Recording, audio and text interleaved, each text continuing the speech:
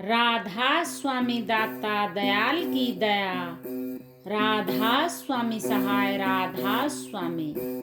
भक्तजनों, यह पुस्तक है अनमोल चरित्र और इसमें परम संत हजूर ताराचंद जी महाराज का जीवन चरित्र वृतांत है। अभी तक हमने इस पुस्तक के 380 पेज आप लोगों तक पहुंचा दिए हैं और आज हम पढ़ने जा रहे हैं पेज नंबर 381 से। जैसा कि आप सभी जानते हैं कि पिछले वीडियो में हमने चमत्कारों की बात की थी। उन चमत्कारों में से कुछ एक का संकलन इस पुस्तक में दिया हुआ है। परीक्षा फल सत्य वचन के अनुरूप जब वह धूल चढ़ी मस्तक पर, दुविधा हो गई दूर। हाल हुजूर को यानी कंवर साहेब जी को उनकी माता श्रीमती मथुरी देवी ने दुलार पूर्वक कहा, बेटे अब तो महाराज जी के पास जाया करो। युवा अवस्था में की गई भक्ति महान फलदायक होती है। परंतु पुत्र ने कहा, यदि आपके हुजूर महाराज परमात्मा हैं तो मेरी परीक्षा में पास होने के बारे में पूछ कर आना। अगले दिन माता जी ने बेटे की शंका को प्रश्न के रूप में पूछा तो स्पष्ट उत्तर मिला कि कंवर साहेब अवश्य पास होगा। घर आकर माता जी ने हुजूर को उत्तर बताते हुए कहा, बेटा तुम परीक्षा में अवश्य सफल हो जाओगे। पुत्र ने पुनः हुजूर के कथन की सच्चाई जांचने के लिए प्रश्न किया, जब मैंने कुछ लिखा ही नहीं तो कैसे पास होऊंगा? माता जी द्वारा पुनः हुजूर से पूछने पर पूर्ण विश्वास के साथ हुजूर महाराज जी का उत्तर था कि वह अवश्य ही पास होगा। परीक्षा फल उसी सत्य वचन के अनुरूप प्राप्त हुआ। कंवर सिंह जी उत्तीर्ण हो गए। चाचा हरलाल एवं माता जी द्वारा बार बार के प्रयास का प्रभाव रंग लाया और वे सद्गुरु के दरबार में पहुंच गए। सभी देखने वाले आश्चर्यचकित थे, परंतु वे सद्गुरु जी से मिलन के उल्लास से परिपूर्ण थे और हुजूर की पहली नजर ने ही उनको अगाध प्यार से आते ओत प्रोत कर दिया और सत्संग समाप्त होने पर प्रसन्नता एवं आनंद का सैलाब उमड़ पड़ा। इसके बाद नव युवक कंवर सिंह जी का आश्रम में सत्संग सुनने के लिए प्रतिदिन आना जाना प्रारंभ हो गया। हुजूर महाराज जी के सत्संगों के सुनने पर इनके विचारों में ऐसा परिवर्तन आया कि इन्होंने अब घर में न रहकर सारा समय आश्रम में रहकर व्यतीत करने का निश्चय कर लिया और वे अब आश्रम के होकर रह गए। राधा स्वामी। अतिरिक्त आयु बख्शना। हुजूर महाराज जी एक बार कार द्वारा होशियारपुर परम संत पंडित फकीरचंद जी से मिलने जा रहे थे। श्री धन सिंह हवलदार कार चला रहे थे।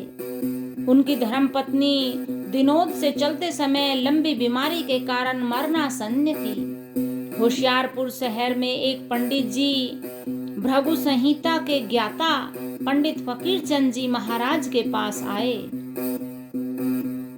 महाराज जी बोले, आप हवलदार का हाथ देखकर बताएं। भृगु संहिता के ज्ञाता पंडित ने गणना करके बताया कि उसकी धर्म पत्नी की तो आयु ही खत्म हो चुकी है। चिंतित होकर हवलदार ने अपनी मनोदशा हुजूर महाराज जी के सम्मुख रखी कि मेरी धर्मपत्नी हमारे जाने से पहले ही देह त्याग कर जाएगी। अंतर्यामी महाराज जी ने एक पल सोचकर आशीर्वाद दिया कि तुम्हारी पत्नी की आयु बढ़ा दी है। यदि तुझे अपने बच्चों के जीवन का ख्याल रखना है तो पत्नी से शारीरिक तौर पर दूर रहना। विषय भोगने से पूर्व उसका कफन तैयार रखना। हवलदार की प्रार्थना के अनुरूप उसके बच्चों के बड़े होने तक वह 10-12 वर्ष अतिरिक्त समय तक जीवित रही। राधा स्वामी पुनः जीवित हो गई। दादरी आश्रम में हुजूर महाराज जी के सत्संग में उनके एक सत्संगी गणपत सिंह निवासी झिंझर पधारे हुए थे। रात के सत्संग के बाद में गणपत को बुलाकर हुजूर महाराज जी ने सूचना दी कि तेरी पत्नी चोला छोड़ गई है, तुरंत अपने घर चल ले आओ। परंतु उसने घर जाने की अपेक्षा उन दया के सागर के चरण पकड़कर आर्त भाव से निवेदन किया, महाराज जी फिर मैं घर जाकर क्या करूंगा? यदि मेरे घर जाने से वह जीवित हो सकती हो तो मैं चला जाता हूँ। कृपया आप उसको बचाओ। आप कर्ता के कर्ता हो और आप सब कुछ कर सकते हो। तुरंत शुभाशीष प्राप्त हुआ। हुजूर ने फरमाया, यह तो तभी संभव है जब तू अपनी आयु में से कुछ वर्ष उसे प्रदान कर दे। गणपत ने कहा, आप दया करो और मेरी 5 वर्ष की आयु उसे दे दो। हुजूर ने कहा, ठीक है। जब गणपत सत्संग के बाद में सुबह ही घर पहुंचा तब सारे परिवार का बच्चों ने उसको बतलाया कि माता जी का शरीर पूरा हो गया था। उसे चारपाई से उतारकर जमीन पर लिटा दिया गया था, लेकिन यह 4:30 बजे हमारे देखते ही देखते पुनः जीवित हो गई। श्री गणपत सिंह के प्रेम अश्रु रोके नहीं रुक रहे थे। रुंधे गले से उसने सारे परिवार को हुजूर महाराज जी द्वारा उसकी अपनी आयु में से 5 वर्ष कम करके अपनी धर्म पत्नी को दिए जाने की सत्य कथा सुनाई और बताया कि केवल परम संत ही काल की रेख में मेघ मार सकते हैं, ऐसा बदलाव कर सकते हैं। राधा स्वामी नवजात शिशु को जीवन देना। दिनोद ग्राम निवासी श्री सरदारा राम यादव नामक सत्संगी की पुत्री बच्चे के जन्म के समय अस्पताल में दाखिल थी। उसको भारी प्रसव वेदना काफी समय से हो रही थी, परंतु शारीरिक पेचीदगियों के कारण बच्चे का जन्म नहीं हो पा रहा था। आखिरकार डॉक्टरनी ने परिवार को जच्चा और बच्चा में से किसी एक को बचाने के बारे में अपनी सहमति तुरंत देने के लिए कहा। सभी सख्ते में आ गए।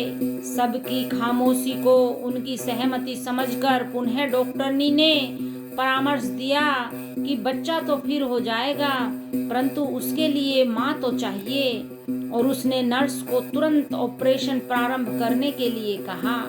लड़की चिल्लाए जा रही थी कि मुझे मेरे महाराज जी साक्षात दर्शन दे रहे हैं, बच्चे को नहीं मारना है। लेकिन डॉक्टरनी ने सोचा कि बदहवासी की अवस्था में वह बड़बड़ा रही है, और उसने शरीर को दबाकर नर्स से चाकू चलाने का हुक्म दे दिया। परंतु यह क्या, चाकू टूटकर ऊपर की ओर हवा में उछला। इससे पूर्व की डॉक्टरनी पुनः शल्य क्रिया की व्यवस्था कर पाती। राव साहेब की लड़की ने पुत्र को आसानी से जन्म दे दिया। अगले दिन यह सारी कहानी राव साहेब ने सत्संग के मध्य सभी सत्संगियों के सामने सुनाई, और कुछ दिन के उपरांत लड़की एवं बच्चे को आश्रम में लाकर उसके सिर पर नर्स द्वारा किए गए चाकू के प्रहार का निशान भी दिखाया। सभी चकित थे और हुजूर महाराज जी की प्राण दान देने की शक्ति के समक्ष नतमस्तक थे। राधा स्वामी 11,000 वोल्ट से छुड़ाना। श्री अमीलाल लेखरा द्वारा प्रदान की गई कृषि भूमि पर शिवानी आश्रम में 2 कमरे नीचे और 1 कमरा प्रथम मंजिल पर है। एक दिवस उनका लड़का रघुवीर और रघुवीर के मामा जी का लड़का चरण सिंह ऊपर के कमरे की छत पर उनके दूसरे खेत में चर रही अपनी गऊओं को देखने के लिए चढ़कर बैठ गए। दोनों हम उम्र जवान वहां बैठे वार्तालाप करते रहे।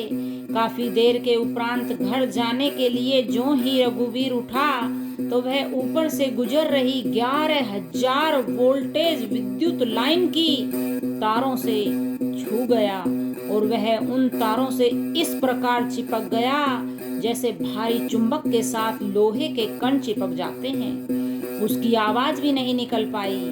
चरण सिंह इस दृश्य से इतना भयभीत हुआ कि उसने छत से नीचे प्रथम मंजिल पर छलांग लगाई और दौड़ता हुआ सीधा घर आया।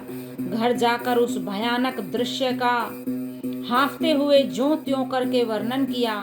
सारा परिवार आश्रम की ओर दौड़ पड़ा। पहुंचने पर पाया कि बिजली ने उसे छोड़ दिया था, परंतु उसका शरीर कोयले की भांति काला पड़ चुका था। उपचार हेतु तुरंत इसी अवस्था में उसे अस्पताल ले जाया गया। जब रघुवीर स्वस्थ होकर घर वापस लाया गया तो कुछ समय पश्चात उसने होश हवास में बतलाया कि लगभग 3 बजे मुझे बिजली ने पकड़ लिया था। मैंने बेहोशी में ही हुजूर महाराज जी को साक्षात देखा, जो अपनी चद्दर की फटकार देकर मुझे तारों से छुड़वा रहे थे। उन्हीं की कृपा से मुझे जीवन दान मिला है, अन्यथा मैं तो मर ही चुका था। राधा स्वामी। हरिद्वार में मूठ को रोकना। सन 1995 में श्रावण मास था। प्रतिवर्ष की भांति अमावस्या की पूर्व संध्या पर हरिद्वार में हुजूर रात के समय आश्रम की छत पर उपस्थित सत्संगियों को सत्संग बकस रहे थे। हल्की हल्की फुहारें गिर रही थी। घोर अंधेरे में अकस्मात आग का एक बड़ा शोला सा लपटों सहित आकाश में तैरता हुआ आश्रम की ओर बढ़ता हुआ दृष्टिगोचर हुआ। एक आध सत्संगी उसे पूरी तरह देख भी नहीं पाया था कि हुजूर महाराज जी ने अपने वरदाई हाथ का इशारा करके उस अग्नि तुल्य शोले को आकाश में ही रोक दिया। थोड़ी देर यमहट की भांति आकाश में ठहरकर वह शोला अपने आने के मार्ग पर वापस तिरोहित होता हुआ चला गया। इस दृश्य को सत्संग में आए व्यवधान के कारण अनेक सत्संगियों ने भी देखा। किसी ने कहा, यह तो मूठ लगती है। हुजूर महाराज जी ने हामी भर कर बतलाया कि इसका निशाना आश्रम ही था। यदि यह यहाँ पहुंच जाती तो छत को भी नष्ट करते हुए सत्संगियों के जान माल की भारी नुकसान करने में समर्थ थी।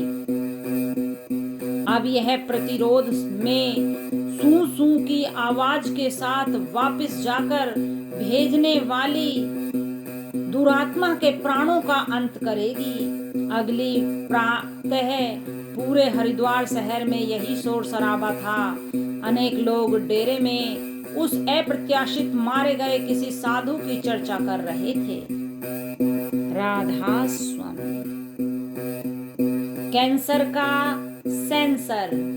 विनोद आश्रम के सेवादार रघुवीर दत्त को एक बार अपने गले पर कई गांठें महसूस हुई। इन गांठों की पीड़ा के कारण उसके हाथ उन गांठों पर ही रहने लगे। जब ये गांठ बढ़ने लगी तो वे बुरी तरह से घबराए और सोचने लगे कि ये कैंसर की गांठें हैं। जब ज्यादा परेशान हुए तब वे हुजूर महाराज जी की शरण में पहुंचे और अर्ज किया, महाराज जी, क्या इन गांठों का ऑपरेशन करवाना पड़ेगा? हुजूर महाराज जी ने बड़े प्यार से इन गांठों पर हाथ फेर कर पूछा, क्या खाल कटवाना जरूरी है? अब ये ऐसे ही ठीक हो जाएंगी। अगले ही दिन ऐसा चमत्कार हुआ कि गले पर कोई भी गांठ नहीं थी। सभी गांठें पूर्णतया लुप्त हो चुकी थी। अगले दिन गले को फिर से देखते हुए हाल हुजूर से पूछा, मास्टर जी, देखना क्या कोई गांठ दिखाई देती है?